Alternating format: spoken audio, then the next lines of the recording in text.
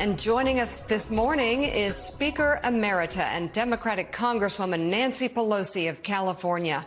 Madam Speaker, it's always good to have you on the show. I'm curious, could the president have drawn a starker contrast last night in his speech between him and his predecessor? He mentioned his predecessor many times, and you really could see the elephant in the room, if you know what I mean, and the elephant, of course, being Donald Trump. What did you make of the Republican response to everything that the president had to say? And if you didn't have a chance to actually watch the Republican response, I'm even talking about the Republican response in the room.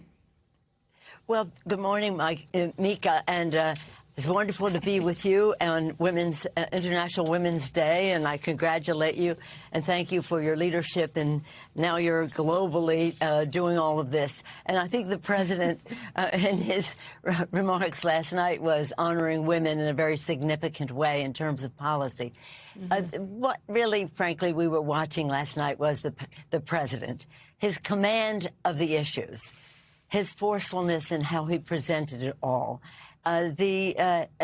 Whatever the decision was on the part of the Republicans to respond or not was their decision. But what we were concerned about was how the American people responded to President Biden last night, and they did in a very positive way.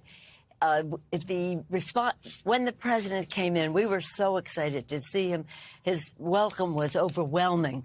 What was more important is after he spoke, it was even more overwhelming. And what we saw is what we will continue to see. A message is only as important as it's repeated and reinforced, not only by the principal, but by the members of Congress as well throughout the country. So it was a triumphant evening, regardless of the Republican response. Well, the Democrats in the room were certainly charged up and boldly and loudly supporting the president. What does the Democratic Party need to do moving forward after a great night like last night? Yeah, I think it's really important, thank you for asking, to have reinforcement of the message. As the president indicated very clearly, the State of the Union was solid. That is to say, the jobs are up to the tune of, what did he say, 15 million, and still counting. Wages are up, unemployment is down, inflation is down, but we still have to do more.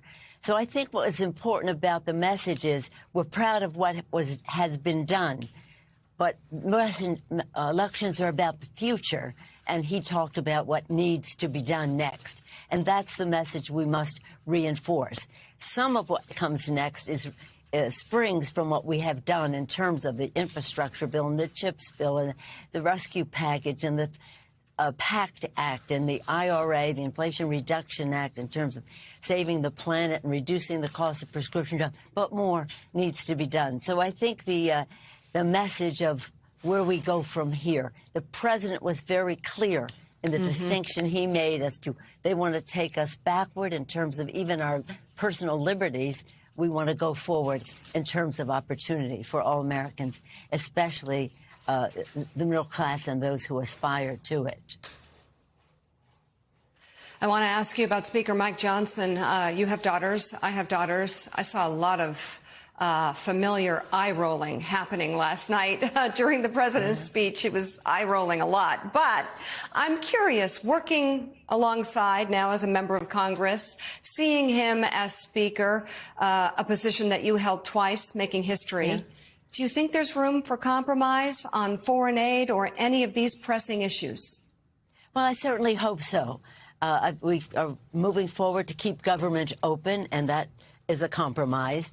And there has to be a recognition that we have a Democratic president, we have a Democratic Senate, and we have a Republican House. So there has to be a negotiation and there has to be compromise. And so far, well, yesterday we passed legislation. I mean, this week we passed legislation to keep some of the government open, and now we'll go forward with that. And I'm optimistic about that. But what really is necessary right now is for us to have the support to go to Ukraine, to have the humanitarian assistance go to Gaza, to have the package, the security package that the president had that addresses the security, keeping our borders secure, as well as keeping our democracy secure. And that is really what has to happen next. And I'm optimistic that there's enough support on the Republican side to get that done. And we have to do it in a timely fashion. So by the time we leave here for Passover and Easter, we can rejoice in the Easter, the glorious feast that is my favorite. Rejoice that we have helped people throughout the world to protect democracy, to protect ourselves at home, and to protect and honor our commitment to the people of Ukraine. Madam Speaker, the cameras caught you last night speaking to Senate Minority Leader Mitch McConnell. Please, if you will, share that conversation if you'd like.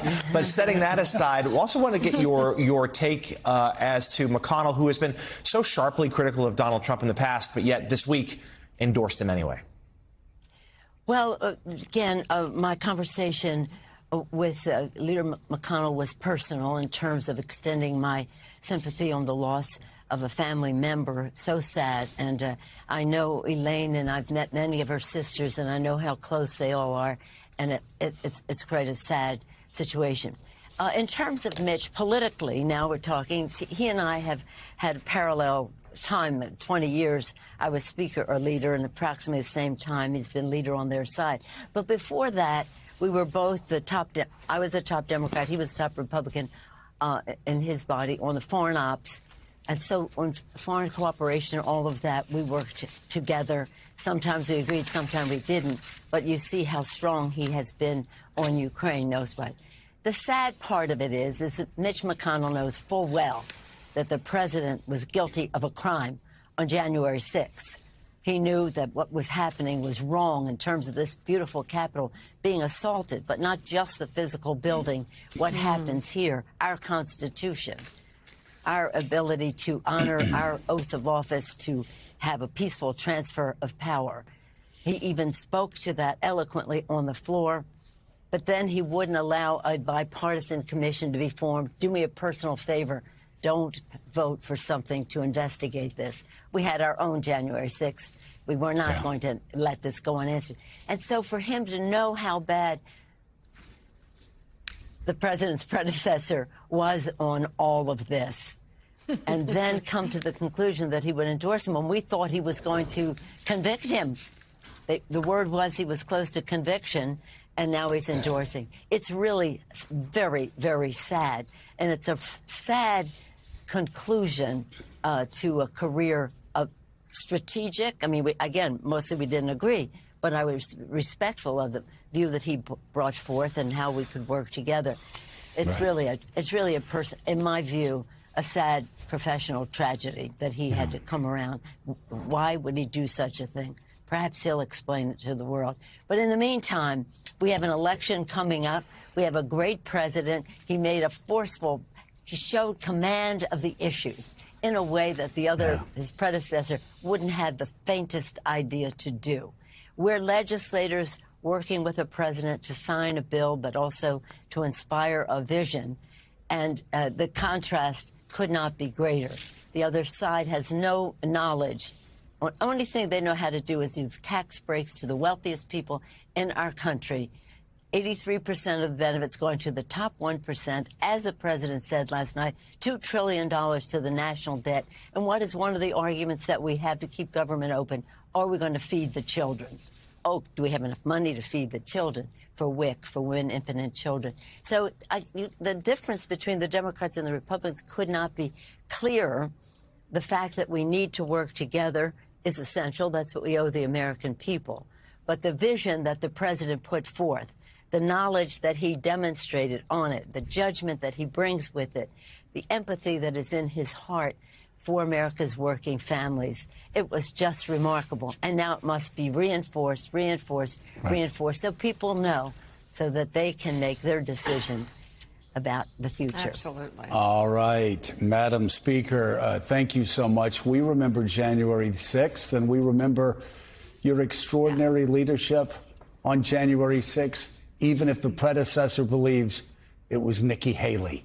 who was Speaker of the House. We thank you so much for your service to America and for being with us this morning. Thank you. My pleasure. Thank you all. Happy Women's International Day, International Women's Day.